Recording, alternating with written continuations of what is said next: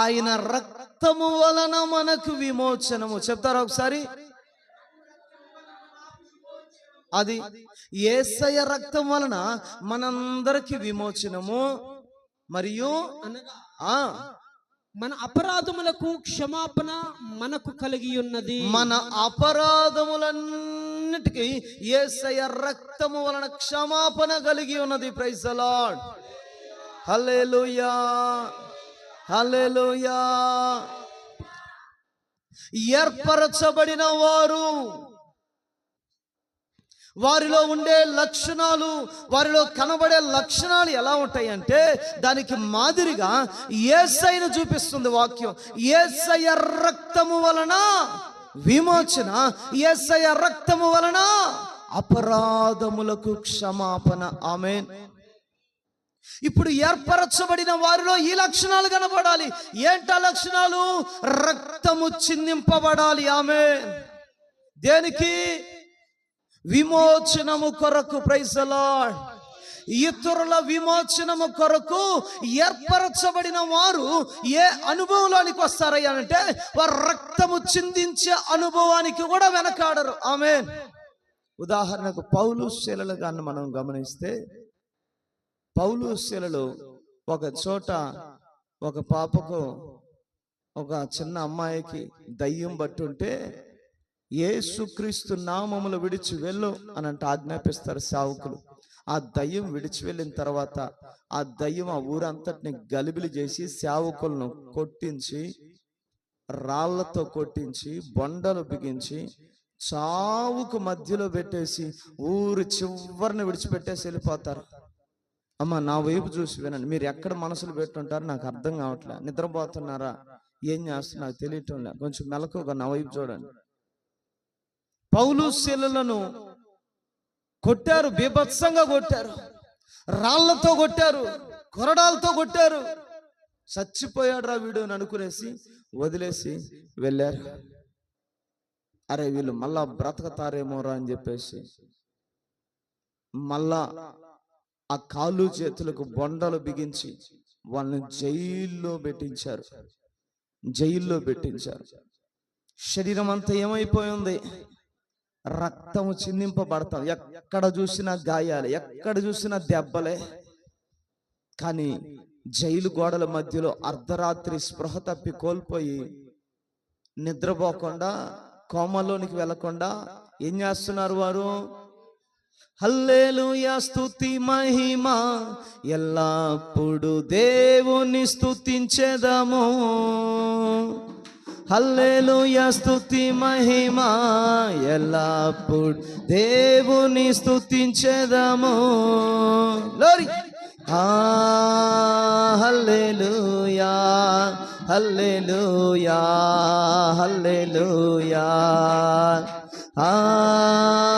హల్లెలూయా, హల్లెలూయా, హల్లెలూయా, హల్లెలూయా, స్తుతి మహిమ.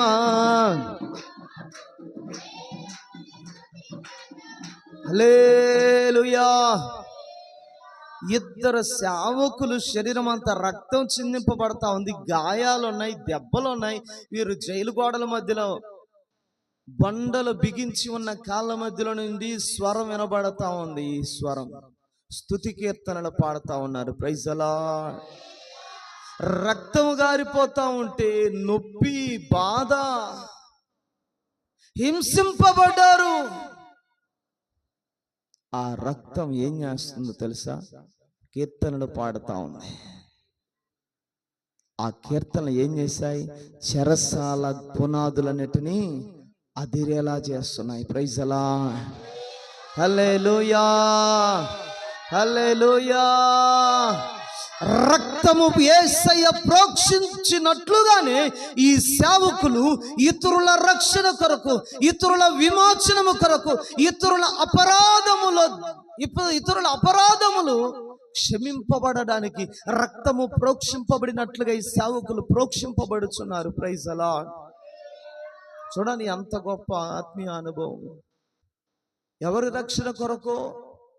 ఎవరో రక్షణ కొరకు వీళ్ళు ఏమైపోతున్నారు? రక్తాన్ని ప్రోక్షింపబడినట్లుగా ప్రోక్షిస్తా ఉంటున్నారు, ప్రోక్షింపబడుచున్నారు వీరు. ఎవరి రక్షణ కొరకైనా ఒక మాటను పడుతున్నాము మనము. నా ఇంట్లో వాళ్ళకి రక్షణ కావాలని చెప్పి అంటే అన్నారు, నేను పడతా, వాళ్ళు రక్షణ పొందాలంతే. వాళ్ళు ఏమైనా చేయని, నన్ను ఏమైనా అన్నీ వారి కొరకే నేను ఉపవాసం ఉంటా, వారి కొరకే కన్నీరు విడుస్తా, వారు ఎన్నైనా కొట్టని తిట్టని, నన్ను ఎన్ని బాధలైనా పెట్టని, వాళ్ళు రక్షణ పొందాలి. ఉన్నామా మనము? మమ్మల్ని ఆ విధంగా వదిలేసి వెళ్ళిపోతే వాడు ఏం చేయాలండి? కీళ్ళు కాళ్ళకి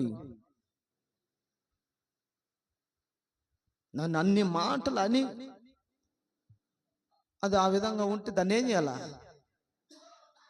అదంటే నేను పడాలనా? అదంటే నేను పడాలనా? వాడు చెప్తే నేను వినాలనా? కొంచెం తగ్గు. అది కాదు. ఏర్పరచబడిన వారిలో కనబడవలసిన లక్షణం ఏంటంటే నువ్వు రక్తము ప్రోక్షింపబడినట్లుగా ప్రోక్షింపబడాలి. ఆమె వాళ్ళు రక్షణ పొందాలి, అది నీ ఉద్దేశమై ఉండాలి. Praise the lord.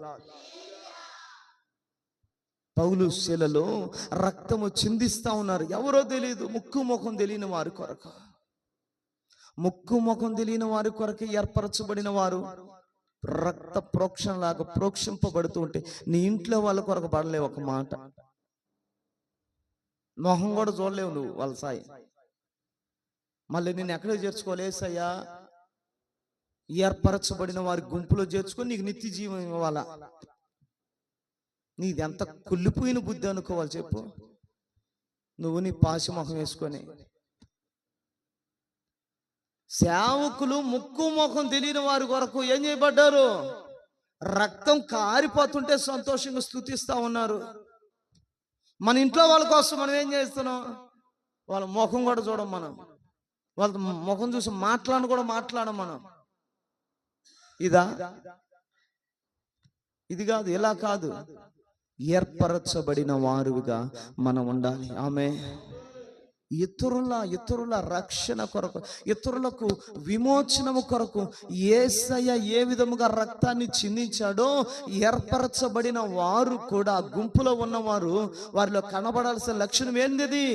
రక్తము కారిపోతున్నా సరే, రక్తము కారిపోతున్నా దాన్ని మౌనంగా స్వీకరించగలగాలి. Praise the lord.